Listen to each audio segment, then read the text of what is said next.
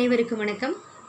திருநெல்வேலி மேலப்பாளையம் அன்னை ஹாஜரா பெண்கள் கல்லூரியின் தமிழ் துறையும் விருச்சம் சேனலும் இணைந்து வழங்கக்கூடிய இணையவழி தேசிய கருத்தரங்கம். விருச்சம் சேனல் வலையொலி தொடர் நிகழ்வு 6. இந்த நிகழ்வு நெல்லை சீமை என்கிற தலைப்பில் நிகழ்கின்றது. இந்த நிகழ்வில் 34 பேராசிரியர்கள் உரை நிகழ்த்தவிருக்கின்றார்கள். தொடர்ச்சியாக இரவு 7 மணிக்கு இந்த நிகழ்வினை நீங்கள் நேரலையில் கண்டுகளிக்கலாம். நேரலையில் வரக்கூடிய அந்த கமெண்ட் பாக்ஸ் இருக்கு இல்லைங்களா, அதில் லைவ் சாட் நீங்கள் பண்ண முடியும். அதே மாதிரி அந்த கமெண்ட் பாக்ஸ்லையும் நீங்கள் உங்களுடைய கருத்துக்களை பதிவிட முடியும். இந்த தலைப்பை பொறுத்த வரைக்கும் நெல்லை சீமை என்பது பழைய காலத்தில் இருந்த திருநெல்வேலி, தென்காசி, தூத்துக்குடி, கன்னியாகுமரி ஆகிய 4 மாவட்டங்களை உள்ளடக்கிய ஒரே பகுதியாக இருந்த பழைய மன்னராட்சி காலத்தில் இருந்த நெல்லை சீமை என்பதுதான். இந்த நெல்லை பகுதியில் இருக்கக்கூடிய இந்த 4 மாவட்டங்கள் பற்றிய நிகழ்வாக இந்த நெல்லை சீமை என்கிற தலைப்பில் இந்த இணையவழி கருத்தரங்கம் நிகழ்கின்றது. திருநெல்வேலியினுடைய பெருமைகள், அங்கு நிகழக்கூடிய ஒவ்வொரு செயல்கள், இது போக இங்கே இருந்த எழுத்தாளர்கள், இதுபோல நிறைய தலைப்புகளில் ஒவ்வொருவரும் நம்மிடையே தினமும் இரவு உரையாற்றுகிறார்கள். இந்த நிகழ்வு தொடர்ந்து 34 நாட்கள் நிகழும். இந்த நிகழ்வு முடிகிற நேரத்தில் நீங்கள் இந்த நிகழ்வின் இறுதியில் கேட்கப்படக்கூடிய பின்னூட்ட படிவத்தினை நிரப்பி உங்களுக்குரிய மின் சான்றிதழை பெற்றுக்கொள்ளலாம். நெல்லை சீமை என்கிற தலைப்பிலான இந்த இணையவழி கருத்தரங்கம் 34 நாட்கள் தொடர்ந்து நிகழ்ந்து கொண்டிருக்கின்றது. இந்த நிகழ்வு விருச்சம் வலையொலி தொடர் நிகழ்வாக, விருச்சம் வலையொலி தொடர் 6வது நிகழ்வாக நிகழ்ந்து கொண்டிருக்கின்றது. நெல்லை சீமை என்கிற தலைப்பில் நிகழ்ந்து கொண்டிருக்கின்ற இந்த நிகழ்வில் இன்று நம்மிடையே உரையாற்றவிருப்பவர் திருநெல்வேலி மேலப்பாளையம் அன்னை ஹாஜரா பெண்கள் கல்லூரியின் வேதியியல் துறை தலைவர் ரா. அனுராதா அவர்கள். நெல்லை சீமையில் புவிசார் குறியீடுகள் என்கிற தலைப்பில் இன்று அவர் தன்னுடைய உரையினை பதிவு செய்கிறார். உரையினை முழுமையுமாக கேட்டு பின்னூட்ட படிவத்தினை நிரப்பி அனுப்பி மின் சான்றிதழ் பெற்றுக்கொள்வோம். வாருங்கள்.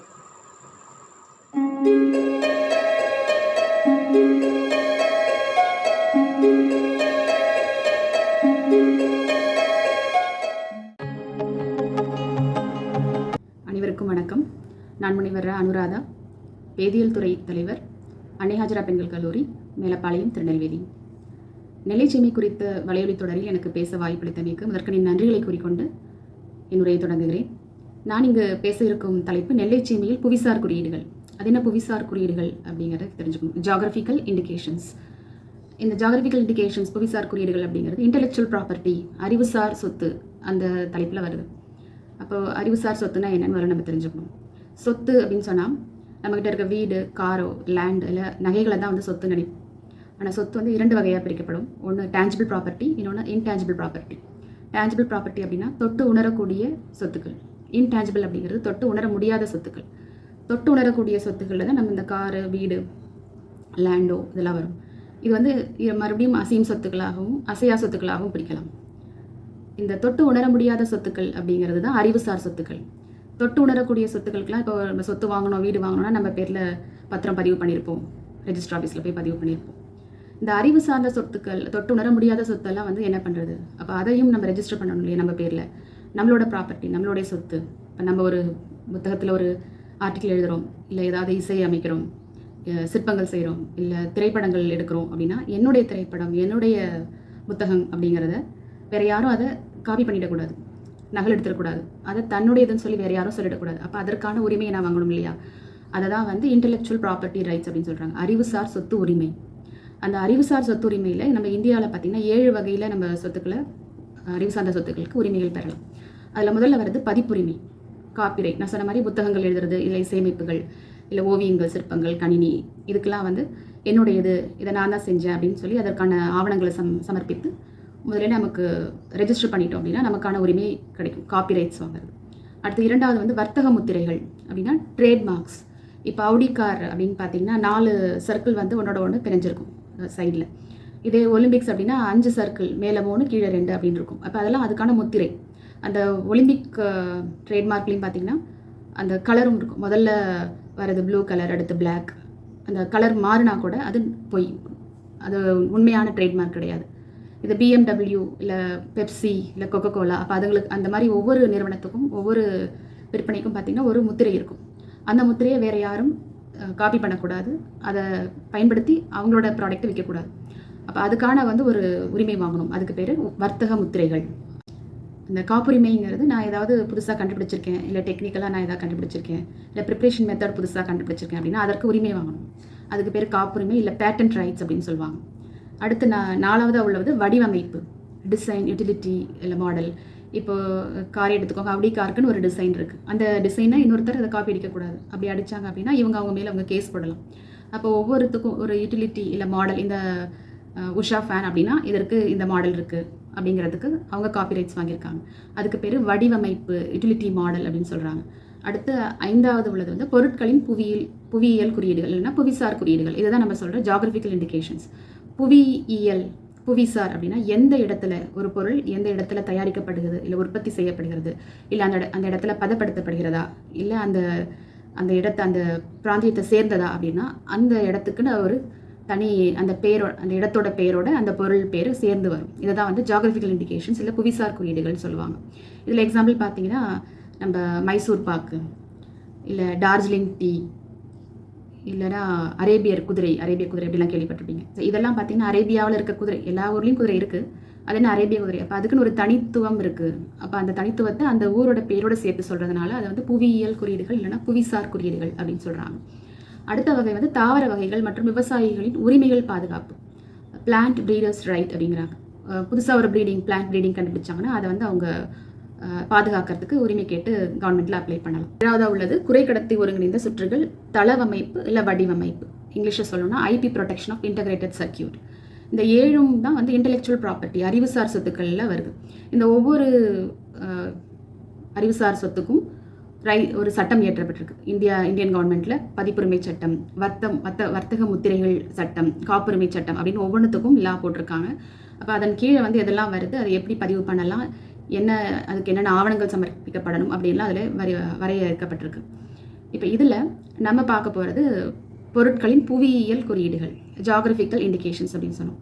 இந்த ஜியாகிரபிக்கல் இண்டிகேஷன்ஸ் அப்படிங்கிறது இது என்னென்ன பொருட்களுக்கெல்லாம் இந்த புவிசார் குறியீடுகள் கொடுக்கலாம் அப்படின்னா விவசாய பொருட்கள், இயற்கை அல்லது உற்பத்தி சம்மந்தப்பட்ட பொருட்கள், இல்லை அணிகலன்கள், கைவினை பொருட்கள். இப்போ இதெல்லாம் பார்த்தீங்கன்னா இல்லை அங்கே அந்த ரீஜனில் பதப்படுத்தப்படுற பொருட்கள், இதற்கெல்லாம் இந்த புவிசார் குறியீடுகள் வழங்கப்படுது. இல்லை அந்த ஊருக்குனே உள்ள அந்த பொருளுக்கு ஒரு நற்பெயர் இருக்கும், இல்லை சாத்தியமான இந்த புவியியல். இதில் முக்கியமாக நமக்கு டக்குன்னு ஞாபகம் வர்றது பார்த்திங்கன்னா காஞ்சி பட்டு சேலை, காஞ்சிபுரம் பட்டு சொல்லுவோம், நாக்பூர் ஆரஞ்சு, ஏற்கனவே சொன்ன மாதிரி டார்ஜிலிங் டீ, திருநெல்வேலி அப்படின்னு சொன்னால் முதல்ல எப்படின்னு என்ன ஞாபகம் வரும் நமக்கெல்லாம், அல்வா. அப்போ திருநெல்வேலி அல்வாவுக்கு இந்த புவிசார் குறியீடு இருக்கா அப்படின்னா ரொம்ப சோகமான ஒரு விஷயம். இதற்கு இன்னும் புவிசார் குறியீடு வழங்கப்படவில்லை. ஏன் அப்படின்னு கேட்டிங்கன்னா இந்த ஒவ்வொரு புவிசார் குறியீடு நம்ம அப்ளை பண்ணி வாங்கணும் அப்படின்னா அதோடைய சோர்ஸ் என்ன, இது எந்த இடத்துலேருந்து ஆரம்பிக்கப்பட்டது, இதை யார் எந்த பாரம்பரியத்துலேருந்து வந்தது, யார் இதை முதல்ல செய்தாங்க அப்படிங்கிறத நல்ல தகுந்த ஆவணங்களோட நம்ம சமர்ப்பிக்கணும். அந்த ஆவணங்கள் இதற்கு இன்னும் கிடைக்கவில்லையா. அதனால் திருநெல்வேலி அல்வாவுக்கு இன்னுமே புவிசார் குறியீடு கிடைக்கல. அப்போது இந்த உரையை கேட்டுட்ருக்கவங்க, இந்த வலையொலி தொடரை பார்க்குறவங்க அதற்கான முயற்சிகளில் ஈடுபட்டு நம்ம நெல்லைக்கே பேர் போன திருநெல்வேலி அல்வாவை சீக்கிரமாக விரைவில் அதுக்கான புவிசார் குறியீடு பெறத்துக்கு உழைக்கணும் அப்படின்னு நான் வேண்டி கேட்டுக்கொள்கிறேன். இப்போது ஆக்சுவலாக நான் என்னுடைய டைட்டில் என்ன அப்படிங்கிறதுனா நெல்லையில் புவிசார் குறியீடுகள், அதை பற்றி இப்போ நம்ம பார்க்கலாம். புவிசார் குறியீடுகள்னால் என்னன்னு தெரிஞ்சுக்கிட்டோம். இந்த புவிசார் குறியீடுகள் இந்தியாவில் மொத்தமாக 605 இருக்குது. இந்தியாவில் மட்டுமே 605 புவிசார் குறியீடுகள், எல்லா ஸ்டேட்லேயும் எல்லா மாநிலங்களையும் சேர்த்து. தமிழ்நாட்டில் மட்டுமே மொத்தம் 59 புவிசார் குறியீடுகள் இருக்கிறது. இந்த புவிசார் குறியீடுகளில் அதிகமாக தமிழ்நாட்டில் உள்ள புவிசார் குறியீடுகள் அதிகமாக பெறப்பட்டது பார்த்திங்கன்னா தஞ்சாவூர் மாவட்டம். அதற்கு அடுத்த உள்ளது நம்ம நெல்லை சீமை. நெல்லை சீமைன்னு சொல்ல போகும்போது திருநெல்வேலி மாவட்டம், தற்போதைய திருநெல்வேலி மாவட்டம் மட்டும் இல்லாமல் தென்காசி மாவட்டம், நாகர்கோயில், கன்னியாகுமரி மாவட்டம், அடுத்து விருதுநகரில் சில பகுதிகள், தூத்துக்குடி மாவட்டம், இது எல்லாமே நெல்லை சீமையில் வரும். ஸோ இதன் கீழ் உள்ள ஒரு 13 புவிசார் குறியீடுகளை பற்றி இந்த உரையில் மேற்கொண்டு பார்க்கலாம். இந்த 13 புவிசார் குறியீடுகள் வந்து கைவினைப் பொருட்களாகவோ இல்லை தொழில்துறை பொருட்களாக தயாரிக்கிற பொருட்களாகவோ இல்லை உற்பத்தி செய்கிற பொருட்களாகவோ இல்லை வர்த்தகம் அல்லது கையாளக்கூடிய பொருட்களாகவோ இருக்கலாம். இந்த புவிசார் குறியீடுகளில் ஒன்ஸ் ரெஜிஸ்டர் பண்ணிட்டாங்க அப்படின்னா 10 ஆண்டுகள் அது செல்லுபடியாகும். 10 ஆண்டுகள் முடிந்த பிறகு மறுபடியும் அதை புதுப்பிக்கலாம். நம்ம நெல்லை சேமையில் உள்ள இந்த 13 ஜியாகிரபிக்கல் இண்டிகேஷன்ஸ், அதாவது புவிசார் குறியீடுகள் என்னென்னு இப்போ பார்த்துடலாம். வீரவநல்லூர் செடி புட்டா சேலைகள், உடன்குடி பனங்கருப்பட்டி, கன்னியாகுமரி மட்டி வாழை, நாகர்கோயில் கோவில் நகைகள், அந்த நாகர்கோயில் கோவில் நகைகளோட லோகோ, பத்தமடை பாய், ஏத்தாமொழி நெட்டை தேங்காய், கோவில்பட்டி கடலை மிட்டாய், ஸ்ரீவில்லிபுத்தூர் பால்கோவா, கன்னியாகுமரி கிராம்பு, ஆத்தூர் வெற்றிலை, மார்த்தாண்டம் தேன் மற்றும் மயிலாடி கல் சிற்பங்கள். முதல்ல நெல்லை சீமையில் நம்ம பார்க்க போகிறது வீரவநல்லூர் செடி புட்டா சாரி. வீரவநல்லூர் செடி புட்டா சாரி அப்படிங்கிறது, வீரவநல்லூர் எங்கே இருக்கும் தெரிஞ்சிருக்கும், திருநெல்வேலி மாவட்டத்தில் பத்தமடை போகிற, திருநெல்வேலி நியூ பஸ் ஸ்டாண்ட்லேருந்து பத்தமடை போகிற வழியில் இருக்கக்கூடிய ஒரு சிறிய ஊர்.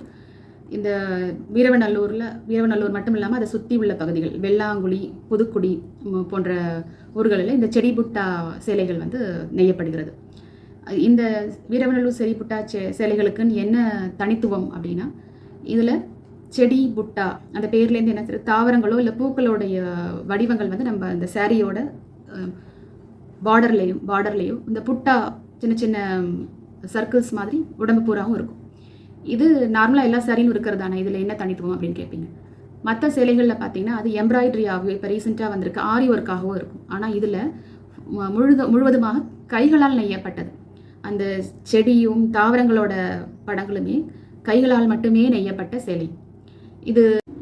இந்த வீரவநல்லூர் செடிபுட்டா சேலைகள் பார்த்திங்கன்னா பட்டு நூல்களாலும் தரம் வாய்ந்த பருத்தி நூல்களாலும் நெய்யப்படுகிறது. இந்த சேலைகளை நெய்யறது யார் அப்படின்னு பார்த்தீங்கன்னா சௌராஷ்டிரா, அந்த பகுதியை சேர்ந்த சௌராஷ்டிரா மக்கள். இதோட ஹிஸ்ட்ரி வரலாறு சொல்லப்போனால் குஜராத்தின் மேற்கு கட்ச் பாலைவனத்தில் சௌராஷ்டிரா மக்கள் இருந்துட்டு இருந்தாங்க. அவங்க வந்து குடிபெயர்ந்து இங்கே வீரவநல்லூர், திருநெல்வேலியில் உள்ள வீரவநல்லூருக்கு வந்ததாகவும் அவங்க ஆரம்பித்த கலை தான் இந்த நெசவு தொழில், அந்த செடி புட்டா சாரிகளோட நெசவு அப்படின்னு சொல்லி வரலாறு சொல்லுது. இந்த சேலைகள் பார்த்திங்கன்னா பருத்தி நூல், உயர்தர பருத்தி நூலில் நெய்யறதுனாலையும் இல்லை பட்டு நூல்களை நெய்யறதுனாலையும் ரொம்ப சாஃப்டாக உடுத்துறதுக்கு எளிமையாக இருக்கும். ஒரு எலிகண்ட், நல்ல ஒரு காட்டன் சாரிக்கு நல்ல ஒரு லுக் கொடுக்கும். இந்த சேலை பார்த்திங்கன்னா கோடையில் குளிர்ச்சியாகவும் குளிர்காலத்தில் கொஞ்சம் சூடாகவும் இருக்கும். அதனால் இது ஒரு தனி வசீகரத்தை கொண்டு இருக்குது அப்படின்னு சொல்லலாம் இந்த சேலைகள். இந்த சேலைகளுக்கான ஜியாகிரபிக்கல் இண்டிகேஷன்ஸ், அதாவது புவியியல் குறியீடு, புவிசார் குறியீடு பார்த்திங்கன்னா ஆகஸ்ட் 1, 2023 கொடுக்கப்பட்டது. இது பல்வேறு அமைப்பு சார்பாக சென்னை உயர்நீதிமன்றத்தில் அறிவுசார் சொத்துரிமை வழக்கறிஞரான சஞ்சய் காந்தி அவர்கள் தாக்கல் செய்த விண்ணப்பத்தின் பேரில் இந்த செடிபுட்டா சேலைகளுக்கு ஜிஐ டேக், அதாவது ஜியாகிரபிக்கல் இண்டிகேஷன்ஸ் டேக் அப்படின்னு சொல்கிறோம்னா ஜிஐ டேக், அது வந்து கொடுக்கப்பட்டது. இந்த சேலைகள் பார்த்திங்கன்னா ரொம்ப பராமரிக்க ஈஸியாகவும் இருக்கும், வசதியாக இருக்கும். காற்று வந்து உள்புகும் தன்மை வந்து ரொம்ப அதிகமாக இருக்கும். அதனால் இந்த வேலைக்கு செல்லக்கூடிய பெண்களுக்கு ஒரு நல்ல தேர்வாக இந்த சேலைகள் அமையும். அதோடைய படம் வந்து இதை பார்த்துருப்பீங்க. இங்கே இப்போ ஒரு 100க்கும் மேற்பட்ட குடும்பங்கள் இந்த நெசவு தொழிலை செஞ்சுட்டு வந்துட்டு இருந்தாங்க. ஆனால் இப்போ பார்த்திங்கன்னா மிகச்சில நெசவாளர்களே இந்த புடவை நெசவு செய்வதில் ஈடுபட்டிருக்காங்க. ஏன் அப்படின்னா ஒரு புடவையை தயாரிப்பதற்காக செலவிடும் நேரம் சக்தியும் ஒப்பிடும்போது அவங்களுக்கான வருமானம் அதற்கு அவ்வளோவா கிடைக்கப்பெறல. அதனால் அவங்களுடைய குடும்பத்தை நடத்துவதற்கே அவங்களுக்கு இந்த வருமானம் பத்தாதனால வேறு தொழில்களுக்கு அவங்க போயிட்டுருக்காங்க. இது வந்து ஒரு வருத்தமான விஷயம்தான். இப்போ அவங்களுடைய இந்த நெசவு தொழில், இந்த செடிபுட்டா சேலைகளை வந்து ப்ரமோட் பண்ணணும் அப்படின்னா நம்ம என்ன பண்ணணும், இந்த ஜிஐ டேக் வச்சு, புவிசார் குறியீடு வச்சு இது உலகளாவிய அளவில் பாப்புலரைஸ் ஆச்சுன்னா இதை நிறைய வெளிநாட்டுகளுக்கு ஏற்றுமதி செய்யலாம். அதன் மூலம் அவங்களுக்கு வருவாய் அதிகமாக கிடைக்கும். அது மட்டும் இல்லாமல் இங்கே நம்ம தமிழ்நாட்டில் வாழக்கூடிய பெண்களும் அதிகம் இந்த சேலைகளை வாங்கி உடுத்தணும் அப்படின்னு சொல்லிட்டு வேண்டுகோள் விடுக்கிறேன். அடுத்து நம்ம பார்க்கக்கூடியது புவியியல் குறியீடுகளில் நம்ம திருநெல்வேலி சீமையை சேர்ந்த உடன்குடி கருப்பட்டி. இப்போ இந்த உடன்குடி அப்படிங்கிற ஊர் வந்து தூத்துக்குடி டிஸ்ட்ரிக்டில் மாவட்டத்தில் ஒன்றாக இருக்கிறது. ஆனால் பழைய திருநெல்வேலி சீமையில் இது ஒரு அங்கம்.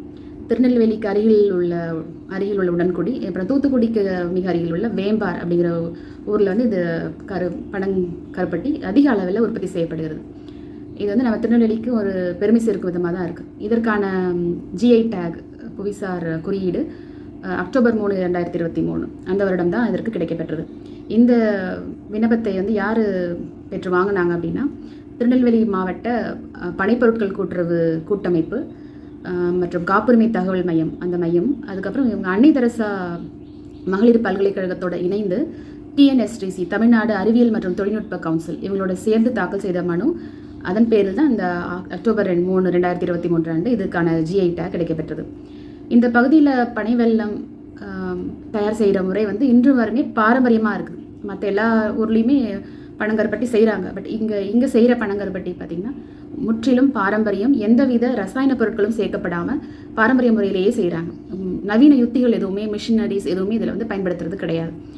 சில ரசாயனங்கள் பார்த்திங்கன்னா triple super phosphate, phosphoric acid, phosphoric அமிலம் அப்படிங்கிறதெல்லாம் வந்து இந்த பனங்கருப்பட்டி செய்கிறதுக்காக மற்ற ஊர்களில் பயன்படுத்துகிறாங்க. இந்த ரசாயன பொருட்கள் எதுவுமே இங்கே பயன்படுத்துறது கிடையாது. ஸோ இதுவே இதோடைய முக்கியத்துவம்.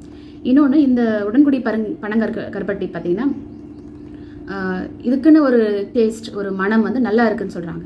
அது எதனால் வருதுன்னா, அங்கே அந்த உடன்குடியும் அது பக்கத்தில் உள்ள ஊர்களில் இருக்கக்கூடிய சிவப்பு மணல் மேடு மண். இந்த மண் எப்படின்னா ஒரு வறண்ட மண். அந்த மண்ணில் நிலத்தடி நீர் வந்து ரொம்ப கம்மியாக தான் இருக்குமா, குறைவாக இருக்கும். அதே மாதிரி அந்த அட்மாஸ்பியரில் வளிமண்டலத்தில் பார்த்திங்கன்னா வறண்ட காலநிலை தான் காணப்படும். அப்படிங்கும்போது அட்மாஸ்பியரில் இருக்க மாய்ஸ்சர் கண்டென்ட் கம்மியாக இருக்கும், ஈரப்பதம் கம்மியாக இருக்கும். இந்த ஈரப்பதம் கம்மியாக இருக்கும்போது அந்த பனை மரத்துலேருந்து வரக்கூடிய பதநீரில் அதிகமான நீர் சத்து சேராமல் சுக்ரோஸ், இனிப்பு சத்து அதிகமாக கூடிக்கிட்டே இருக்குமா. நீர் சத்து அதிகமாக இருந்தால் அதோட சுக்ரோஸ் அளவு கம்மியாகிடும். அப்படி இல்லாமல் இயற்கையாகவே அதில் சுக்ரோஸ் வந்து அதிகமாக உள்ளடங்கி இருக்குது அப்படின்னு சொல்கிறாங்க. இதனால தான் இதோட சுவை அதிகமாக மற்ற ஊர்களில் விளையக்கூடியதை விட இதில் வந்து சுவை அதிகமாக இருக்குது. இந்த ஊரில் இருக்க அந்த வறண்ட வானிலை இன்னொன்று என்ன பண்ணுதுன்னா, இதை நீண்ட நாள் சேமிக்க வந்து பயன்படுகிறது. ஒரு வேறு மாய்ஸ்சர் கண்டென்ட் அதிகமாக இருக்க ஊரில் இதை வச்சுருந்தாங்கன்னா அது சீக்கிரமாக பிசுபிசுன்னு ஆகிடும். அந்த கருப்பட்டி கல்லாட்டம் இருக்காது. இந்த ஊரில் உடன்குடியில் இருக்கக்கூடிய வானிலை காரணமாகவே, இந்த வறண்ட வானிலை காரணமாகவே இது வந்து ரொம்ப நாள் சேமிக்க வைக்கக்கூடிய பொருளாக இருக்குது. வறண்ட காலநிலை காலமாகவே இது நல்ல லைஃப் வந்து அதிகமாக இருக்குது அப்படின்னு சொல்கிறாங்க. இந்த வெல்லம் பார்த்திங்கன்னா திருநெல்வேலி, மதுரை ரீஜன்ஸில் இதுக்கு மொத்த விற்பனையாளர்களே 500க்கும் மேற்பட்ட விற்பனையாளர்கள் இருக்கிறாங்க. இது நம்ம தமிழ்நாடு மட்டும் இல்லாமல், இந்தியா மட்டும் இல்லாமல் இலங்கை, மலேசியா, சிங்கப்பூர் போன்ற நாடுகளுக்கு அதிகமாக ஏற்றுமதியும் செய்யப்படுகிறது அப்படின்னு சொல்கிறாங்க. இதை எப்படி செய்கிறாங்க அப்படின்னு கொஞ்சம் தெரிஞ்சுக்கலாம். பனை மரத்தில் பதநீர் இருக்கு இல்லையா, சாறு, அந்த சாரை வந்து தண்டில் கட்டப்பட்ட மண் தொட்டிகளில் சொட்டு சொட்டாக கலெக்ட் பண்ணுறாங்க, சேகரிக்கப்படுறாங்க. இது மோஸ்ட்லி பார்த்திங்கன்னா மார்ச், ஏப்ரல்லேருந்து ஜூன், ஜூலை, அதாவது மழை காலங்களில் இந்த பதநீர் சேர்க்கப்படுறது கிடையாது. அதனால் வறண்ட வானிலை இருக்கிற டைமில் தான் இதை சேர்க்குறாங்க. இப்போ மார்ச்லேருந்து ஜூலை வரைக்கும் மட்டுமே இதை சேகரிக்கப்படுகிறது. அந்த சேகரிக்கப்பட்ட பதநீர் வந்து பின்னர் பெரிய அகலமான பாத்திரங்களில் வைத்து சூடு பண்ணுவாங்க, கொதிக்க விடப்படும். இந்த கொதிக்க விடப்படுறது வந்து கோடை காலத்தில் ஒரு திட நிலையில் சாலிடாகவும், மழை காலத்தில் இது செமி சாலிடாக ஆகிடும். ஸோ அதனால் இந்த மழை காலத்தில் அவ்வளோவா செய்யக்கூடாது. கோடை காலத்தில் தான் இந்த ப்ராசஸ் வந்து நல்லா செய்வாங்க. இது அந்த செமி சாலிடாக இருக்கிறத கூட அந்த ரீஜனில் இருக்கவங்க உணவுக்கு பொருட்கள் இனிப்புக்கு பதிலாக இதை சேர்த்துக்கிறாங்களாம். இந்த கொதிக்கப்பட்டு இருக்கும்போது அதில் வந்து நுரைத்து வரும். அந்த நுரையை வந்து கட்டுப்படுத்துறதுக்கு ஆமணக்கு விதைகள் இருக்குல்லையே, அதை பொடி செய்து அது மேலே தூவுறாங்க. அப்போது அந்த நுரை நீக்கப்பட்டு ஒரு 102லேருந்து 107 டிகிரி அடையும் போது கெட்டியாக ஒரு பாகுபதத்துக்கு வந்துடும். அந்த பாகுபதத்துக்கு வந்த பிறகு அதை ஸ்க்ரப்பர் மூலமாக எடுத்து அந்த பனங்கருப்பட்டியோட ஷேப் பார்த்துருப்பீங்களா, வடிவம் வந்து அரை பந்து வடிவத்தில் இருக்கும். அதை எப்படி கொண்டு வராங்கன்னா, சிரட்டை, இந்த ஊரில் சிரட்டைன்னு சொல்லுவாங்க, தேங்காய் ஓடு இருக்குல்ல, அந்த உடைத்த தேங்காய் ஓட்டில் இந்த பாகை ஊற்றி ஒரு வித்தின் 15 மினிட்ஸ், 15 நிமிடத்துக்குள்ளேயே இது கெட்டியாகிடும். நல்ல கெட்டியான பனங்கருப்பட்டி ரெடி ஆகிடும். இதோடைய பார்க்கவே வந்து நல்ல பழுப்பு பொன் நிறத்தில் வந்து அழகாக இருக்கும். இது கரடுமுரடான பனங்கருப்பட்டியாக மாறும். இதுக்கு பார்க்க ஒரு கருப்பு கலர் கட்டி அப்படின்னால முதல்ல இதுக்கு பேர் வந்து கருப்பு கட்டி அப்படின்னு தான் பேர் வச்சுருக்காங்க. அதுக்கப்புறம் நாளடைவில் அது மருவி கருப்பட்டி அப்படின்னு ஆகிருக்கு அப்படின்னு வரலாறு சொல்லுது. இந்த கருப்பட்டி உற்பத்தி பார்த்திங்கன்னா வேறு எங்கே செஞ்சாலும் இந்த டேஸ்ட் வரதே இல்லையா. இந்த சுவையும் மனமும் வந்து இங்கே ரொம்ப அதிகமாக இருக்குது. மார்க்கெட்டில் சந்தையில் பார்த்திங்கன்னா நிறைய கருப்பட்டிகள் இருந்தாலும் உடன்குடி கருப்பட்டிக்கு தான் சிறப்பிடம் அப்படின்னு சொல்கிறாங்க. இந்த கருப்பட்டி வந்து ப்ரொமோட் பண்ணுறதுக்கு நம்ம உணவில் சேர்த்துக்கணும். நம்மளுடைய முன்னோர்கள் பார்த்திங்கன்னா உண்ணும் உணவே வந்து மருந்தாகவே இருந்தது. அதனால் அவங்களுக்கு பல ஆண்டுகள் வாழ்ந்தாங்க. அவங்களுக்கு எந்தவித நோயும் இருந்தது கிடையாது. சுறுசுறுப்பாக இருந்தாங்க, ஆரோக்கியமாக இருந்தாங்க, அவங்களுடைய அதிக நாட்கள் உயிர் வாழ்ந்தாங்க. அவங்களோட உடல் ஆரோக்கியத்தில் முக்கிய பங்கு வச்சது பார்த்திங்கன்னா இந்த கருப்பட்டி. அந்த காலத்தில் வந்து வெள்ளை சர்க்கரை கிடையாது. அதனால் நம்மளுடைய முன்னோர்களுக்கு சர்க்கரை நோயும் இல்லாமல் இருந்தது. எப்போ இந்த வெள்ளை சர்க்கரை வந்ததோ அப்போலேருந்து நம்மளுக்கு சர்க்கரை நோய், டயபெட்டிஸ் வர ஆரம்பிச்சிருச்சு. அப்போ இந்த சர்க்கரையை வந்து நம்மளும் யூஸ் பண்ணுறதை அவாய்ட் பண்ணிவிட்டு பனங்கருப்பட்டியை யூஸ் பண்ணோம்னாவே நிறைய நோய்களை வந்து கட்டுப்படுத்தலாம், உடல் ஆரோக்கியத்தை மேம்படுத்தலாம். அதில் சிலது பார்த்திங்கன்னா கருப்பட்டியை குப்பைமேனி இலையோடு சேர்த்து சாப்பிட்டு வந்தோம்னா சளி தொல்லை நீங்கும் அப்படின்னு சொல்கிறாங்க. செரிமானம் சரியாக இல்லை அப்படின்னா சாப்பிட்டு முடித்த பிறகு பனங்கருப்பட்டி ஒரு துண்டு எடுத்து வாயில் போட்டுக்கிட்டால் செரிமானம் நல்லா இருக்கும். பசி எடுக்கவே இல்லை அப்படின்னா அந்த பனங்கருப்பட்டியோட ஜீரகத்தை சேர்த்து சாப்பிட்டு வர பசி நல்லா எடுக்கும் அப்படிங்கிறாங்க. சுக்கு காஃபி இல்லை டீலெலாம் பனங்கருப்பட்டி போட்டு சாப்பிட்டு வர்றது, இல்லை இன்னமும் இந்த திருநெல்வேலி தென்காசி மாவட்டங்களில் நிறைய இனிப்பு பதார்த்தங்களில் பார்த்திங்கன்னா அந்த கருப்பட்டி தான் பயன்படுத்துகிறாங்க. இது வந்து ஒரு நல்ல இது நம்ம பயன்படுத்துறது மூலமாக அதை உற்பத்தி பண்ணுற தொழிலாளர்களுக்கும் உற்பத்தியாளர்களுக்கும் அவங்களுடைய பொருளாதாரத்தை மேம்படுத்தும். அதனால் இதை வந்து நம்ம ப்ரொமோட் பண்ணுறதுக்கு மட்டும் இல்லாமல் நம்ம உடல் ஆரோக்கியமாக இருக்கிறதுக்காகவும் இந்த உடன்குடி கருப்பட்டிகளை அதிகமாக பயன்படுத்துங்கன்னு இந்த உரையின் மூலமாக நான் கேட்டுக்கிறேன். அடுத்து நம்ம பார்க்க போகிறது கன்னியாகுமரி மட்டி வாழை. இந்த கன்னியாகுமரி மட்டி வாழைங்கிறது அளவில் மிக சிறிய வாழை. இது தஞ்சாவூர் மற்றும் கன்னியாகுமரி பகுதிகளில் நிறைய பயிரிடப்பட்டாலும் நம்ம கன்னியாகுமரி மலையில் வளர்கிற அந்த மட்டி வாழைக்கு தனி சிறப்பு இருக்குதுன்னு சொல்கிறாங்க. அதோட சுவை வந்து தேன் போன்று இருக்குமா. இதில் நிறைய சத்துக்கள் இருக்குது, வைட்டமின், தாதுக்கள் மற்றும் நார்ச்சத்து வந்து அதிகமாக இருக்குது அப்படிங்கிறாங்க. இது தமிழக உணவில் வந்து ஒரு முக்கிய இடம் பிடித்ததாக சொல்கிறாங்க. இது வந்து அதோட சைஸ் பார்த்திங்கன்னா அதோடைய அளவு 2.5லேருந்து 3 சென்டிமீட்டர் வரை தான் இருக்கும். அதனால் இது ரொம்ப சின்னதாக இருக்கணும். இதுக்கு பேர் குட்டி வாழைப்பழம் அப்படின்னும் கூப்பிடுறாங்க.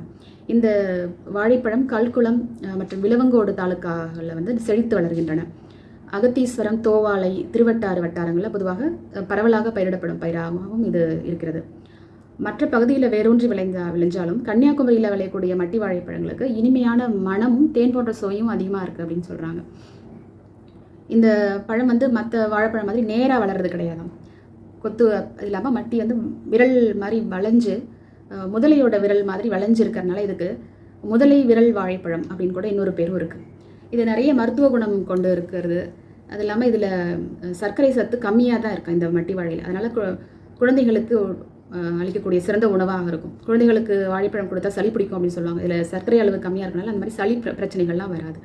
அதனால் இது குழந்தை வாழைப்பழம் அப்படிங்கிறதும் இன்னொரு பேரும் இருக்குது. அதோடைய திடப்பொருள் இருக்கு இல்லையா, அது ஈஸியாக கரையக்கூடிய திடப்பொருளாக மற்ற வாழையில் இருக்கக்கூடியதோடைய இதில் அந்த கரையக்கூடிய திடப்பொருள் வந்து அதிகமாக இருக்கனால குழந்தைகளுக்கு மருத்துவர்கள் பரிந்துரைக்கக்கூடிய வாழைப்பழமாக இருக்கிறது.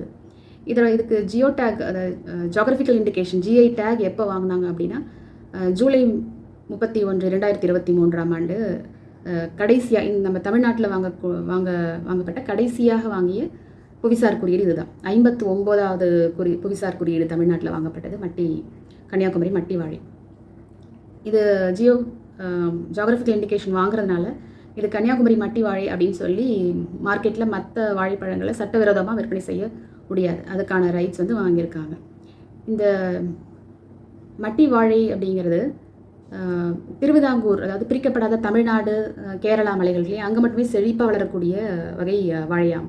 இதில் 3 வகை உண்டு. செம்மட்டி, சிவப்பு நிறமாக இருக்கிறது, தேன்மட்டி மற்றும் மலைமட்டி. இந்த 3 வகைகள் கொண்டதாக இருக்குது அப்படின்னு சொல்கிறாங்க. அடுத்து நம்ம பார்க்க போகிறது நாகர்கோவில் கோவில் நகைகள். இது 2007-8ஆம் ஆண்டில் புவியியல் அடையாளமாக அறிவிக்கப்பட்டது. இதோடைய முத்திரை லோகோ ஆனது 2 மோதிரங்கள் இணைக்கப்பட்ட மாதிரி ஒரு முத்திரை. அந்த முத்திரை ஜூலை 23, 2018 புவிசார் குறியீடு பெறப்பட்டது. இது வந்து கைவினைப் பொருட்கள் அப்படிங்கிற ஒரு கேட்டகரியில் ஜிஐ டேக் வாங்கப்பட்டது. இந்த நகைகள் பார்த்திங்கன்னா அது எங்கிட்ட ஒன்று இருக்குது. இது வந்து தங்கத்தால் செய்யப்படுது. சில இடங்களில் இது சில நேரங்களில் வெள்ளியில் செஞ்சு தங்க முலாம் பூசுகிறாங்க. இதில் பார்த்திங்கன்னா பச்சை மற்றும் சிவப்பு வெள்ளை கற்கள் இருக்குது. இந்த பச்சை சிவப்பு கற்களுக்கு பேர் வந்து குச்சுக்கள். இந்த குச்சுக்கள் வந்து சிறப்பு வகை கற்கள். வேறு எந்த நகையிலையும் இது மாதிரி பயன்படுத்துறது கிடையாது. இதோடைய வரலாறு என்ன அப்படின்னா, இது நாகர்கோயில் வடசேரியில் உள்ள நாகராஜா கோயில் அப்படிங்கிற கோவிலில் உள்ள தெய்வங்களை அலங்கரிக்க வந்து முதல்ல உருவாக்கப்பட்டது அப்படின்னு சொல்கிறாங்க. கிபி 9ஆம் நூற்றாண்டில் சோழ வம்சத்தோட ஆட்சி காலத்தில் தான் இந்த நகை செய்யும் தொழில் வந்து ஆரம்பிக்கப்பட்டது. இது ஆரம்பத்தில் பார்த்திங்கன்னா தெய்வங்களின் சிலைகள் அலங்கரிக்கப்பட்டது. அதுக்கப்புறமா அங்கே நடனமாடக்கூடிய பெண்களுக்கு அணிவிக்கப்படுறதுக்காக தயாரிக்கப்பட்டது. இப்போது நம்மளுடைய மணப்பெண்களோட அலங்காரத்தில் முக்கிய பங்கு வகிக்குது. இந்த நகைகள் இல்லாமல் மணப்பெண்கள் அழகே கம்மியாகிடுது அப்படின்னு சொல்லலாம். எல்லா ஹிந்து திருமணங்களிலும் பார்த்திங்கன்னா இந்த நாகர்கோயில் டெம்பிள் ஜுவல்லரி அதை போட்டு தான் வந்து மணமகள் வந்து அலங்கரிக்கப்படுறாங்க.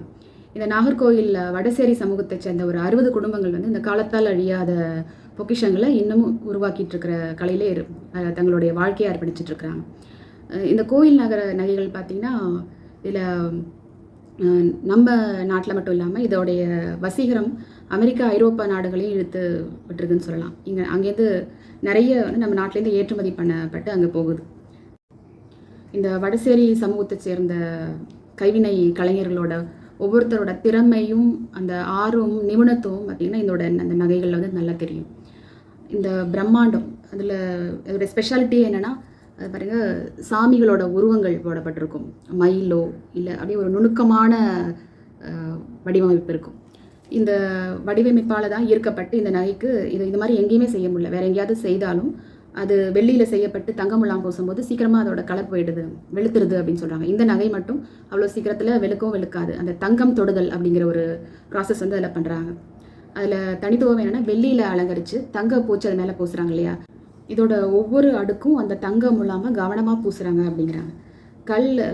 அந்த குச்சுக்கள்னு சொல்ல பச்சை சிவப்பு கற்கள் வைக்கிறாங்க இல்லையா, அந்த கற்களில் வந்து வெள்ளிக்கோட்டுக்கும் அந்த கல்லுக்கும் இடையில இருக்கக்கூடிய அந்த கேப்பெல்லாம் எப்படி ஃபில் பண்ணுறாங்கன்னா, அந்த உளி போன்ற ஒரு கருவியை பயன்படுத்தி முன்கூட்டியே சூடேற்றப்பட்ட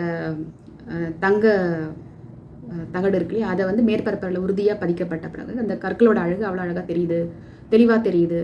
அதில் ஒருவேளை அந்த கற்களை மூடாமல் ரொம்ப கவனமாக அதை பண்ணுறாங்க அப்படின்னு சொல்கிறாங்க. அதனால் இந்த நகைகளுக்கு வந்து ஒரு அழகியல் கவர்ச்சி வருது அப்படின்னு சொல்கிறாங்க. இது வந்து அவங்களுடைய கைவினை திறமை ஒரு நேர்த்தியை தான் காட்டுகிறது. அவங்களோட இதில் தெய்வங்களுடைய உருவங்கள் மட்டும் இல்லாமல் நம்மளுடைய பாரம்பரியங்கள் இல்லை புராண கதைகள், சிக்கலான செதுக்கப்பட்ட தெய்வங்கள், அப்புறம் இயற்கையால் ஈர்க்கப்பட்ட புனித சின்னங்கள் அப்படிலாம் அதெல்லாம் மையக்கருக்களாக கொண்டு இந்த நகைகளை உருவாக்குறாங்க. நம்மளுடைய கலாச்சாரம், பழைய கலாச்சாரத்தோட முக்கியத்துவம் கொண்டது. கிருஷ்ணர் புல்லாங்குழல் வைத்திருக்கிற மாதிரி சித்தரிப்பு, இல்லை மயில் இல்லை யானை சித்தரிப்பு, இதெல்லாம் வந்து இதில் டெம்பிள் ஜுவல்லரியில் முக்கியமான பங்கு வகிக்கிறது. இதை கொண்டு தான் அழகாக அவங்க இந்த நாகர்கோயில் நகைகளை வந்து செய்கிறாங்க. இது தொடர்ந்து வந்து பார்வையாளர்களை கவர்றதுனால இதோடைய விற்பனையும் அதிகரிச்சே வருகிறது அப்படின்னு சொல்கிறாங்க. அடுத்து நம்ம பார்க்க போகிறது பத்தமடை பாய். இந்த பத்தமடை பாய் அப்படின்னு பார்த்தீங்கன்னா, இதற்கு புவிசார் குறியீடு 2012-13ஆம் வருடம் இதற்கு புவிசார் குறியீடு வழங்கப்பட்டது. இதோடைய தனித்தன்மை என்ன அப்படின்னு பார்த்தீங்கன்னா, இதோடைய மெல்லிதாகவும் மென்மைத்தன்மையும் இந்த உடலை வந்து குளிர்ச்சியாக்குது அப்படிங்கிறாங்க. இது அன்றாடம் யூஸ் பண்ணுறதுக்கும் திருமண விழாக்களில் பரிசாகவும் இது அதிகமாக கொடுக்கப்படுகிறது. இதுக்கு ஒரு கதை உண்டு. 1953 நம்ம சென்னை மாகாணம் அப்படின்னு நம்ம தற்போதைய தமிழ்நாடு, இதுலேருந்து ராணி 2ஆம் எலிசபெத்துக்கு ஒரு பத்தமடை பாயை பரிசாக கொடுத்துருக்காங்க. அந்த பாயை அவங்க எடுத்துகிட்டு போய் அது அங்கே பிரபலமாகி உலக அளவில் நம்ம பத்தமடை பாய்க்கு மதிப்பு கூடுச்சு அப்படின்னு ஒரு கதை உண்டு, ஒரு வரலாறு சொல்கிறாங்க. இது வந்து உள்நாட்டு மற்றும் சர்வதேச அளவில் போட்டி அதிகரிச்சுட்டு வருது. முன்னாடி பத்தமடையில் மட்டும் செய்யப்பட்ட பாய் இப்போ எல்லா இடங்கள்லையும் செய்யப்படுது. அது மட்டும் இல்லாமல் பிளாஸ்டிக் பாய் அது வந்து அதிகமாக வர ஆரம்பிச்சிருச்சு. பிளாஸ்டிக் பாயோட விலை வந்து குறைவாகவும் இருக்குது. இயந்திரங்களை கொண்டு உருவாக்குறதுனால சீக்கிரமாக உருவாக்கிடுறாங்க. இதனால் நம்மளுடைய பத்தமடை பட்டுப்பாய் இல்லை புல்பாய்க்கு ரொம்ப தொழில் வீழ்ச்சி வந்து ரொம்ப அதிகமாக இருக்குது அப்படின்னு சொல்கிறாங்க. இந்த இடங்கள், இந்த பத்தமடை பக்கம் செய்யக்கூடிய பாய் வந்து தாமிரபரணி ஆற்று கரையில் விளையக்கூடிய கோரை புல்லுலேருந்து தான் தயாரிக்கப்படுகிறது. இந்த பாயை தயாரித்தவங்க முதல்ல பார்த்திங்கன்னா லெப்பை சமூகத்தைச் சேர்ந்த போதகர் சையத் கலீபா மீரான் அவர் தான் முதல்ல இதை ஆரம்பிச்சிருக்கிறாரு.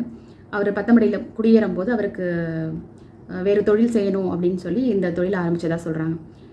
இப்போவும் பார்த்திங்கன்னா பத்தமடையில் உள்ள முஸ்லீம் மக்கள், லெப்பை சமூகத்தை சேர்ந்த முஸ்லீம் மக்கள் தான் இந்த பாய் பின்ற தொழிலை ஏற்பாடு செய்துட்டு வராங்க. இது அன்றாட தேவைகளுக்கும் உபயோகப்படுகிறது. அது மட்டும் இல்லாமல் திருமணங்களில் மணமகன் மணமகள் பெயரை அதோடு சேர்த்து பின்னி அதை பரிசாகவும் கொடுக்குறாங்க. இப்போ எங்கள் வீட்டில் கூட என்னோட கல்யாணத்துக்கு திருமணத்துக்கு கொடுத்த பத்தமடை பாய் இன்னமும் புதுசாகவே இருக்குது. கிட்டத்தட்ட 15 வருடங்கள் ஆயிடுச்சு. ஒரு 40 வருடங்கள் 50 வருடங்கள் ஆனாலும் அது ஒன்றுமே ஆகாது. பிளாஸ்டிக் பாய் அப்படின்னு பார்த்தா ஒரு வருஷத்துலேயே அது அப்படியே தூளாக போயிடும், அங்கங்கே கீழே உதிரும். அந்த மாதிரி இல்லாமல் இதோட லைஃப் ரொம்ப நல்லா இருக்குது. இதோட ரொம்ப நாள் உழைக்கக்கூடிய ஆற்றல் பெற்றது இந்த பத்தமடை பாய். இந்த இப்போவும் லெப்பை சமூகத்தை சேர்ந்த அந்த மக்கள் அனைவரும் சேர்ந்து பண்ணுறாங்க. ஒரு குடும்பத்தில் அந்த பாய் தொழில் பண்ணாங்கன்னா வெளியில் இருக்கிற வேலைகளை ஆண்களும், உள்ளுக்குள்ளே இருக்க நெய்கிற வேலையை பெண்களும் பண்ணுறாங்க. இதில் லெப்பை சமூகத்தை சேர்ந்த பெண்களில் வயதான பெண்கள் தான் கைதேர்ந்த நெசவாளிகளாக இருக்காங்க. இதில் பத்தமடை பட்டுப்பாய் நெய்கிறதுல அந்த வயதான பெண்மணிகள் அதிகமாக செய்கிறாங்க அப்படின்னு சொல்கிறாங்க முஸ்லீம் பெண்கள். இந்த துரதிருஷ்டவசமாக இந்த உயர் நூல் எண்ணிக்கை, நெசவு செய்யும் பாரம்பரியம் இதெல்லாம் உயிர்ப்புடன் இல்லாதனால இப்போதைக்கு பார்த்தா ஒரு 10 குடும்பங்கள் தான் இந்த பாய் நெசவை செஞ்சிட்ருக்காங்க. மீதி எல்லாருமே மற்ற வேலைகளுக்கு போயிடுறாங்க அப்படின்னு சொல்கிறாங்க. இந்த பத்தமடை பாயோட பயணம்னு பார்க்கும்போது செப்டம்பர்லேருந்து மார்ச் வரைக்கும், அதாவது மழை காலங்களில் தான் அந்த கோரைப்புல் நல்லா விளையும். அப்போது தான் இந்த பாய் அந்த புல்லை எடுத்து அந்த தாமிரபரணி நீரில் ஒரு வாரம் கருங்காடு கோரைப்புல் அப்படின்னு சொல்கிறாங்க, அதை அறுவடை செய்து அந்த கோரைப்புல்லை உலர்த்திட்டு ஊற வைக்கிறாங்க. மறுபடியும் அந்த தண்ணியில் ஒரு வாரம் கிட்ட ஊற வைப்பாங்களாம். அந்த ஒரு வாரம் ஊற வச்ச பிறகு பிரித்து சாயம் விட்டு அதுக்கப்புறம் அதை நெசவு பண்ணுறாங்க. உலர்த்தப்பட்டு அப்புறம் மென்மையான பூச்சிகள்லாம் போட்டு மெருகூட்டப்படுகிறது. புல்லுக்கு இயற்கை சாயங்களும் போடுறாங்களா, ரசாயன சாயங்களும் பயன்படுத்தப்படுகிறது. இந்த பாய் தொடுவதற்கு ரொம்ப மென்மையாகவும் எளிதில் மடிக்கக்கூடியதாகவும் இருக்கிறது அப்படின்னு சொல்கிறாங்க. இந்த கலை வடிவம் ஒரு சிலருக்கு, குறிப்பாக வயதான பெண்களுக்கு மட்டுமே இப்போது செய்ய முடியுது. ஏன்னா மற்றவங்களாம் வேறு தொழிலுக்கு போனதுனால அவங்களுக்கு அந்த கை தேர்ந்த இது வரல. அந்த முஸ்லீம் சமூகத்தை சேர்ந்த வயசான பெண்கள் தான் அந்த கரெக்டான நிபுணத்துவம் கொண்டிருக்கிறாங்க அப்படின்னு சொல்லிட்டு இருக்கிறாங்க. இப்போது 2024-25 நிலவரப்படி வெறும் 10 குடும்பங்கள் தான் இந்த பாரம்பரிய பாய் நெசவு தொழிலில் ஈடுபட்டு வராங்க. இது ஒரு வருத்தத்துக்குரிய விஷயம். நம்மளுடைய பாரம்பரிய தொழிலை விட்டுவிடக்கூடாது. அப்போ இதுக்கு என்ன பண்ணணும், இதை நம்ம அதிக அளவில் வாங்கி பயன்படுத்தணும். உடலுக்கும் நல்லது இல்லையா, குளிர்ச்சியை தரும், உடல் குளிர்ச்சியை வெப்ப காலத்தில் இதில் படுத்தா குளிர்ச்சி கிடைக்கும். அதனால் இதை நம்ம அனைவரும் வாங்கி அவங்கள இந்த தொழிலை அழிய விடாமல் பாதுகாக்கணும் அப்படின்னு கேட்டுக்கிறேன். அடுத்து இந்த நெல்லை சீமையோட புவிசார் குறியீடுகளில் ஒன்றாக இருப்பது ஏத்தமொழி நெட்டை தேங்காய். இந்த நெட்டை தேங்காய் அப்படிங்கிறது கன்னியாகுமரி மாவட்டத்தில் செழித்து வளர்கிறது. இந்த வகை தேங்காயோட தனித்துவம் என்னென்னா உருவவியல் பண்புகள், உயர்ந்த மரபணுக்களை கொண்டது அப்படின்னு சொல்கிறாங்க. இது இந்தியா, ஆசியா மற்ற ஆசிய நாடுகளில் அதிகமாக வளர்ந்தாலும் விளையப்பட்டாலும் இங்கே கன்னியாகுமரியில் விளையக்கூடிய அந்த நெட்டை தேங்காய்களுக்கு மரபணு திறமை அதிகமாக இருக்கனால தான் இதுக்கு புவியியல் குறியீடு வழங்கப்பட்டது. இது எப்படின்னா தெற்கு கடற்கரை நெட்டை தேங்காய் வகை கன்னியாகுமரி மாவட்டத்தில் உள்ள தேங்கப்பட்டினம், குளச்சல், ராஜக்கமங்கலம், ஆலத்தங்கரை, ஈத்தமொழி மற்றும் புத்தளம், இந்த மாதிரி அந்த இடங்களில் தான் உப்புத்தன்மை அதிகமாக இருக்கும். மண்ணில் உப்புத்தன்மை அதிகமாக இருக்கனால இதனால் செழித்து வளருது அப்படின்னு சொல்கிறாங்க. இந்த உயரமான தேங்காயும் அதோட வலுவான உறுதியான தண்டு, அதாவது 30-36 இலைகள் கொண்ட பெரிய கிரீடம் மாதிரி அதில் இருக்கும். அடர்த்தியான ஓடு, அந்த ஓடும் அடர்த்தியாக இருக்கும். நார்ச்சத்து ரொம்ப தாராளமாக இருக்கும். தானியம் மற்றும் அதிக சத்து கொண்ட கொப்பரை, இந்த கொப்பரை தேங்காயில் எண்ணெயும் அதிகமாக கிடைக்குது அப்படின்னு சொல்கிறாங்க. இந்த நெட்டை தேங்காயானது அந்த மரம் 30 மீட்டர் உயரம் வரைக்கும் வளரக்கூடியது. மேலும் 80-100 ஆண்டுகள் வரை வாழக்கூடியது. அதோட லைஃப் ஸ்பேன் அப்படின்னு பார்த்திங்கன்னா மற்ற தென்னை மரங்களை விட இது அதிகமாக இருக்குது. இதோடைய இலைகள் பெரிய பச்சை இலைகள், வெளிர் பச்சை நீள்வட்ட வடிவ கொட்டைகள், அது பார்க்குறதுக்கே அதுவும் உயரத்தில் பார்க்கவே அழகாக இருக்கும்.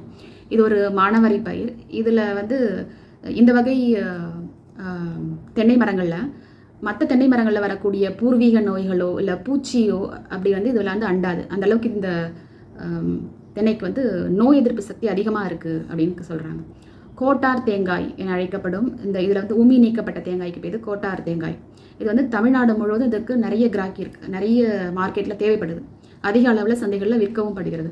இந்த உமியை வந்து காயில் நினைத்து இந்த கொட்டையிலேருந்து ஒரு நார் எடுக்கிறாங்க. அந்த நார் வந்து கயிறு திரிக்க ரொம்ப யூஸ் ஆகுது. அதோட ஸ்ட்ராங் அந்த கயிறு அந்த நார் இருக்குது பாருங்களா, அதோட ஸ்ட்ரென்த் வந்து அதிகமாக இருக்கும் மற்ற கயிறுகளை விட. இதனால் இந்த நெட்டை தேங்காயில் இருந்து தயாரிக்கப்படும் கயிறு வந்து ரொம்ப ஸ்ட்ராங்காக இருக்குது. அதுலேருந்து ஒரு குடிசை தொழில், சிறு தொழில்கள் வந்து வளர்கிறது. இந்த நெட்டை தேங்காயில் தேங்காய் மட்டுமே விற்பனையாகாமல் அதுலேருந்து உரிக்கப்பட்ட நார்களும் வந்து குடிசை தொழில்களுக்கு உதவுது அப்படின்னு சொல்கிறாங்க. இது தேங்காய் பார்த்திங்கன்னா, இந்த தேங்காயிலேருந்து தேங்காய் எண்ணெய் எடுக்கலாம், உலர் தேங்காய் வரும், தேங்காய் க்ரீம், ஸ்கின் க்ரீம்ஸ் எல்லாம் வந்து இந்த தேங்காய் இதுலேருந்தே எடுக்கலாம். இதில் கயிறு செய்கிறாங்க. இந்த ஒவ்வொரு தேங்காயிலேருந்து வரக்கூடிய ஒவ்வொரு பொருளுமே யூஸ்ஃபுல்லாக இருக்குது. மற்ற தேங்காயை விட இதில் ஒரு நல்ல குவாலிட்டி இருக்குது. மற்ற தேங்காயை விட எண்ணெயில் இப்போ தேங்காய் எண்ணெய் எடுக்கிறாங்கன்னா இந்த நெட்டை தேங்காயில் உள்ள லாரிக் ஆசிட் வந்து கொழுப்புகள் அதிகமாக இருக்குது. லாரிக் அமிலம் தான் வந்து ஸ்கின்னை வந்து நல்ல சாஃப்ட் நேச்சர் கொண்டு வரும், அந்த டெக்ஸ்சர் கொண்டு வரும். அப்போ அது வந்து இந்த நெட்டை தேங்காயில் அதிகமாக இருக்கிறனால இது இந்த ஸ்கின் க்ரீம்ஸ் எல்லாம் தயாரிக்கிறதுக்கு ரொம்ப அதிக அளவில் பயன்படுத்தப்படுது. சோப்பு, அழகு சாதன பொருட்கள் அதெல்லாம் பயன்படுத்துகிற டானிக், இதுக்கெல்லாமே இந்த நெட்டை தேங்காய் அதிக அளவில் பயன்படுத்தப்படுகிறது. இந்த ஈத்தா மொழி நெட்டை தேங்காய் அப்படிங்கிறது இயற்கை விவசாய முறையில் தான் இன்னுமே செய்துட்டு வராங்க.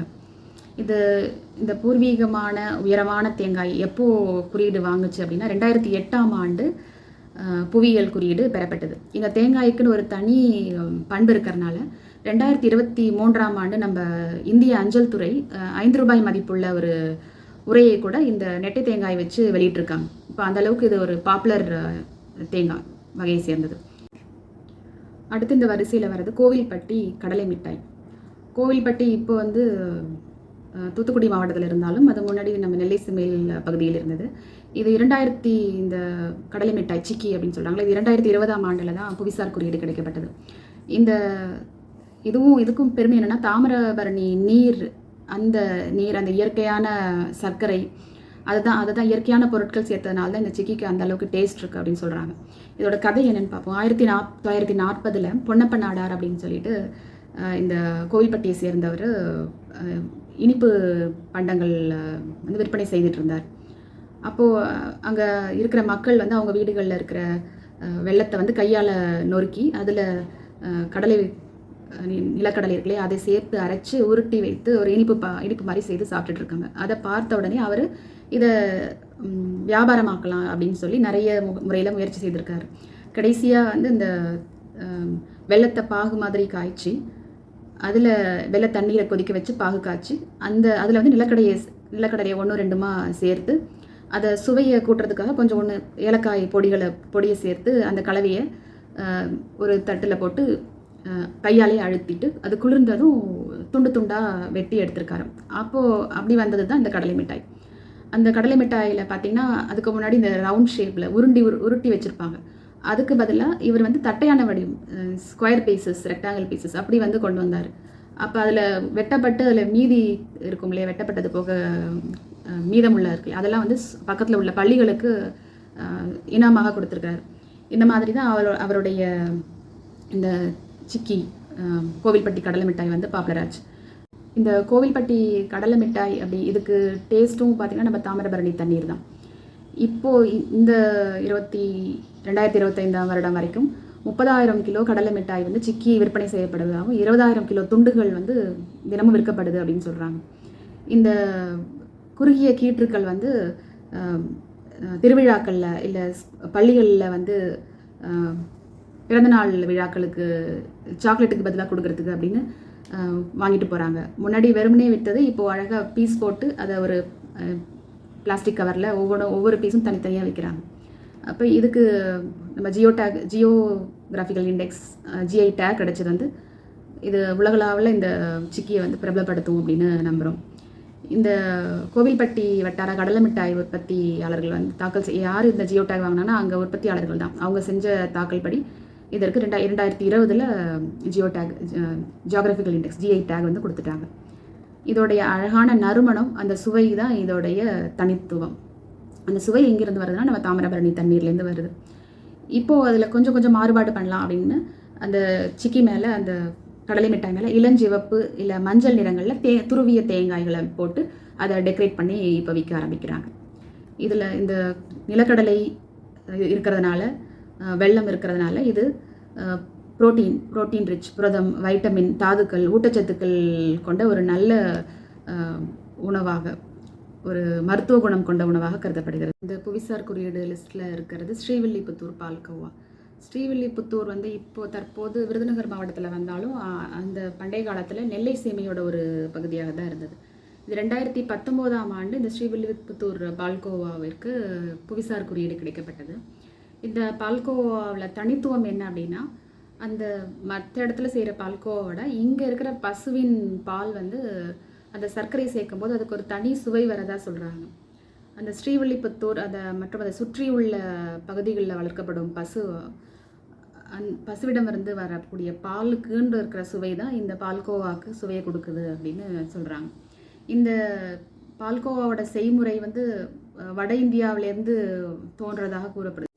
இந்த ஸ்ரீவில்லிபுத்தூர் பால்கோவாவோட கதை என்ன அப்படின்னா, 1921ஆவது வருஷம் தேவ் சிங் அப்படிங்கிற ஒரு ராஜபுத்திரர் வந்து நம்ம ஆண்டாள் கோயிலுக்கு அருகில் ஒரு இனிப்பு கடை போட்டார்.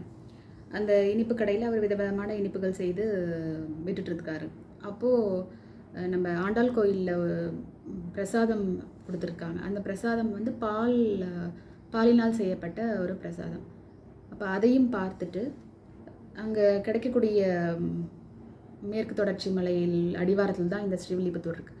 அங்கே கிடைக்கக்கூடிய பசு பால் பார்த்திங்கன்னா ரொம்ப டேஸ்ட் நல்லா இருக்குமா. அந்த பாலையும் சர்க்கரையும் சேர்த்து ஒரு திடப்பொருள் மாதிரி, ரொம்ப திடப்பொருளாக இல்லாமல் செமி சாலிட் மாதிரி உருவாக்கியிருக்காரு. அப்போ அதை வச்சா நம்மளுடைய சுவை முட்டுக்களை தோன்ற மாதிரி அப்படி ஒரு இனிப்பு சுவை நல்லா இருந்தது அப்படின்னு சொல்கிறாங்க. அப்போ அதை விற்கும்போது அவர் அந்த வச்ச கடையோட பேர் லாலா ஸ்வீட்ஸ். அப்போ அவர் அப்படி கொஞ்சம் கொஞ்சமாக விற்க ஆரம்பித்து அது வந்து ரொம்ப எல்லா ஊர்களுக்கும் பரவ ஆரம்பிச்சது அதோட டேஸ்ட். இப்போது இந்த கடை வந்து ஸ்ரீ வெங்கடேஸ்வரா விலாஸ் அப்படிங்கிற பேரில் பால்கோவா விற்றுட்ருக்குறாங்க. அந்த பகுதியில் அதிகமாக பால் உற்பத்தி இருக்கிறனாலையும் இந்த இனிப்பு வந்து பிரபலமானது. இதற்கு ஜிஐ குறியீடு வந்து 2019ஆம் ஆண்டு புவிசார் குறியீடு கிடைக்கப்பட்டது. அடுத்த இந்த புவிசார் குறியீடு ஜியோகிராஃபிக்கல் இண்டெக்ஸ் ஜிஐ டேக் இருக்கிறது நம்ம திருநெல்வேலி சீமையில் இருக்கிறதுல கன்னியாகுமரி கிராம்பு. இந்த கன்னியாகுமரி கிராம்பு பார்த்திங்கன்னா மேற்கு தொடர்ச்சி மலைகளில் ஒரு 400லேருந்து 900 மீட்டர் உயரத்தில் வரைக்கும் வளர்க்கப்படுகிறது. இது நாட்டில் இந்தியாவில் உள்ள மொத்த கிராம்பு பயிரில் சுமார் 65% வந்து இந்த கன்னியாகுமரியில் மட்டுமே வளர்க்கப்படுகிறது. இதை கிபி 1800 ஆங்கிலேயர்கள் என்ன பண்ணியிருக்காங்க, தென்காசியில் தான் இந்த தென்காசி குற்றாலம் பகுதியில் இந்த கிராம்பு அறிமுகப்படுத்தினாங்க.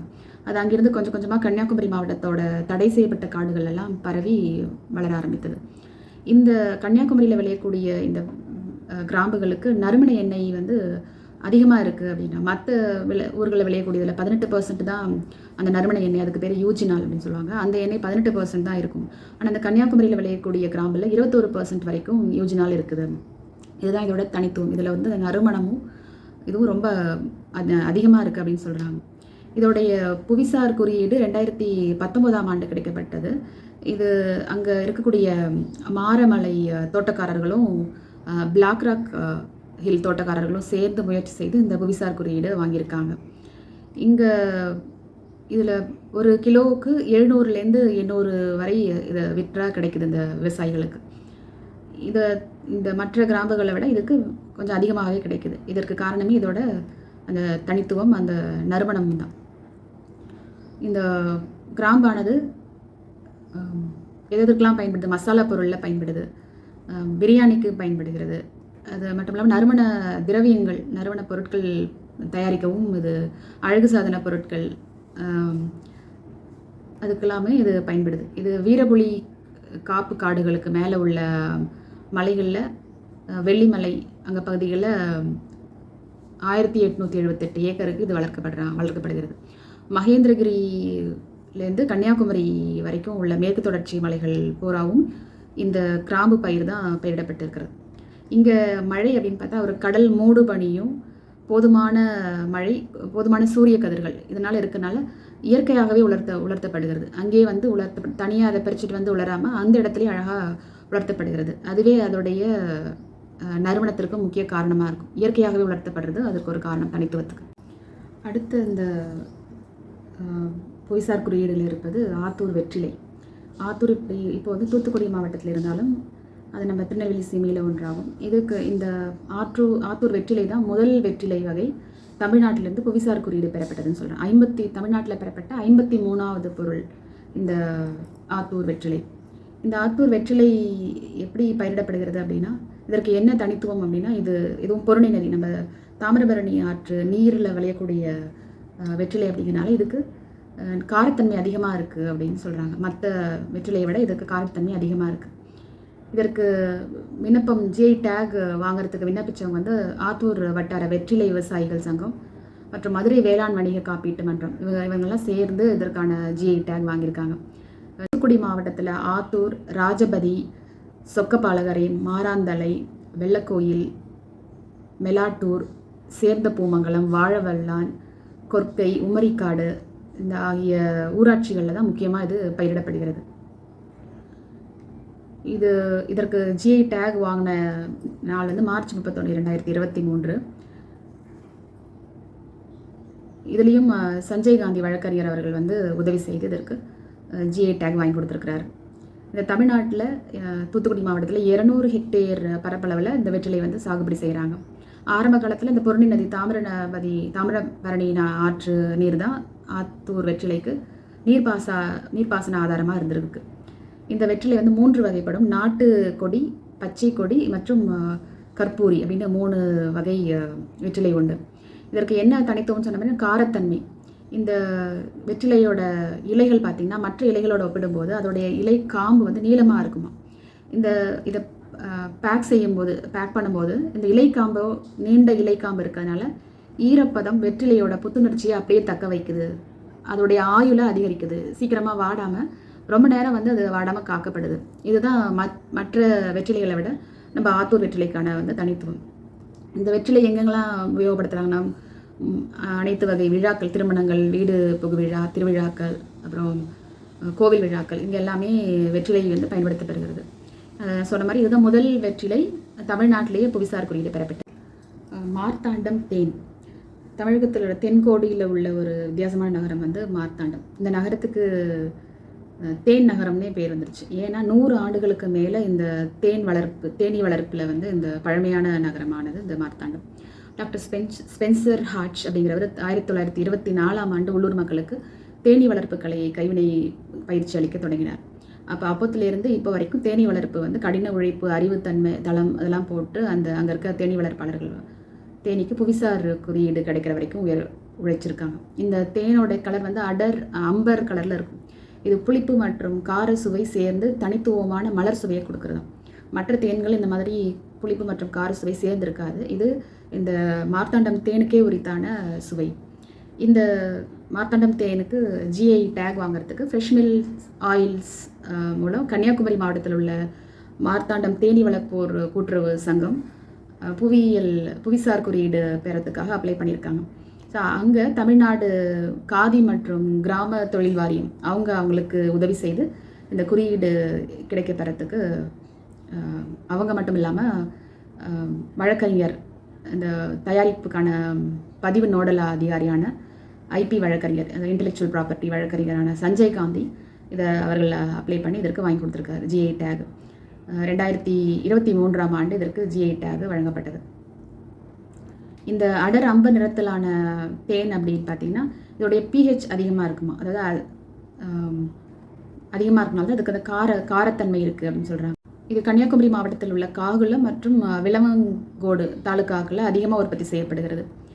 ஒவ்வொரு ஆண்டும் சுமார் 6 லட்சம் கிலோ தேன் வந்து உற்பத்தி செய்யப்பட்டு எல்லா மாநிலங்களுக்கும் வெளிநாடுகளுக்கும் ஏற்றுமதி செய்யப்படுகிறது அப்படின்னு சொல்கிறாங்க. இந்த மார்த்தாண்டம் தேன் வந்து இந்திய அரசாங்கத்தால் அக்மார்க் A அப்படின்ற தரமாக சான்றும் அளிக்கப்பட்டிருக்கிறது.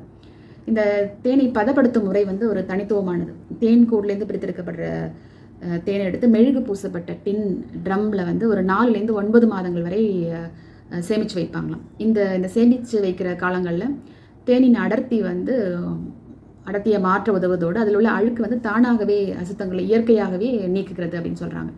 பின்னர் அந்த தேனை அதன் தரத்தை பாதுகாக்க வடிகட்டி கண்ணாடி ஜாடிகளில் அடைச்சி கொடுக்குறாங்க.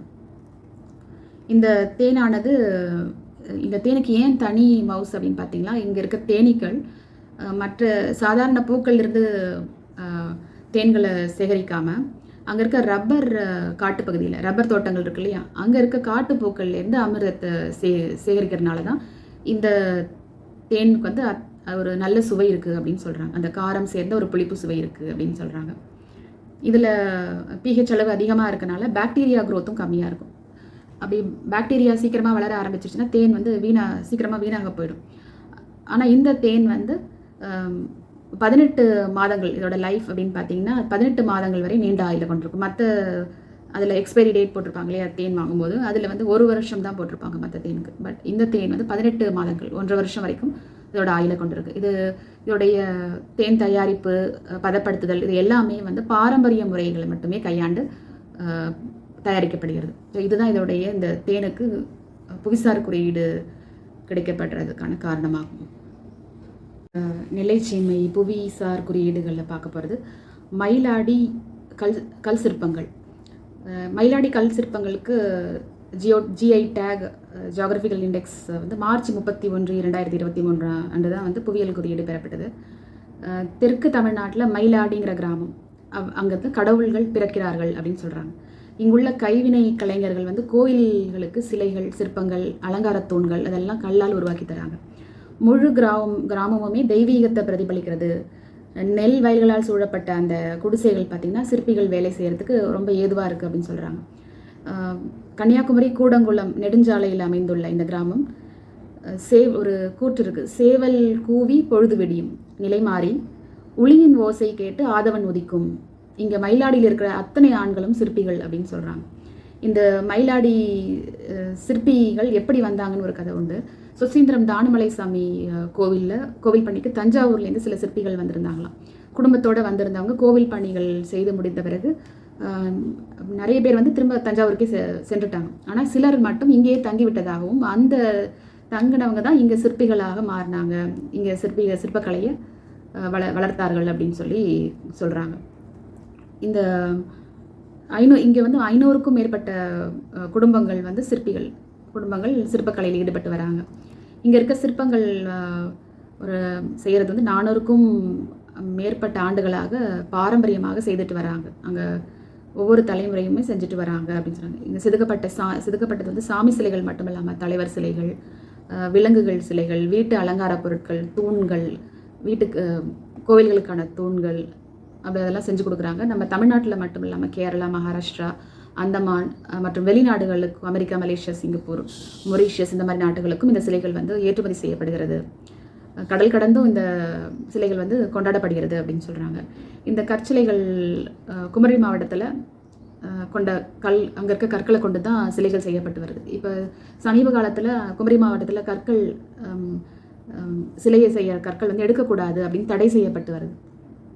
கற்கள் கிடைக்கவும் மாட்டேங்குது. தடை செய்யப்பட்டதுனால வேறு மாநிலங்களுக்கு அந்த கற்களை தேடி போகிறது சிரமமாக இருக்கிறதுனாலையும், வேறு மாநிலங்கள்லேருந்து கொண்டு வர கற்கள் இந்த சிலை செய்ய ஏதுவாக இல்லாதது ஒரு காரணம். மற்றும் இல்லாமல் அங்கேருந்து எடுத்துகிட்டு வரும்போது டிரான்ஸ்போர்ட் சார்ஜஸ் வேறு அதிகமாக இருக்கிறதுனால இங்கே இருக்க சிற்பிகளால் அதை சமாளிக்க முடியாமல் நிறைய சிற்பிகள் இந்த வேலையை விட்டுட்டு வேறு வேலை செய்ய முற்படுகிறார்கள். ஏன்னா அவங்களோட வாழ்வாதாரம் பாதிக்கப்படுகிறது. ஸோ இந்த நிலை மாறணும் அப்படின்னா இது ஜியோகிராஃபிக்கல் இண்டெக்ஸ் கிடைச்சது மட்டும் இல்லாமல் இங்கே நம்ம குமரி மாவட்டத்தில் தடையை நீக்கி இந்த சிற்பிகளுக்கு கல் எடுக்கிறதுக்கான உரிமம் வந்து வழங்க வேண்டும், அரசும் வழங்க வேண்டும். அப்படின்னா இந்த சிற்பக்கலைஞர்களோட வாழ்வாதாரம் பாதிக்கப்படாது. நம்ம சிற்பக்கலையும் இன்னும் பரவலாக உலகளவில் பரவலாக பேசப்படும். இவ்வாறாக நம்ம ஒரு 13 ஜியோகிராஃபிக்கல் இண்டெக்ஸ், அதாவது புவிசார் குறியீடுகள் நெல்லையில் மட்டும் இருக்கிறத பார்த்தோம். இது நெல்லை சீமைக்கே உரித்தான பெருமை. அது மட்டும் இல்லாமல் இன்னும் சில முக்கியமான குறியீடுகள், இந்த பிராந்தியத்துக்கு உரித்தான குறியீடுகள் இன்னமுமே வந்து GI இண்டெக்ஸ் பெறாமலே இருக்கலாம்.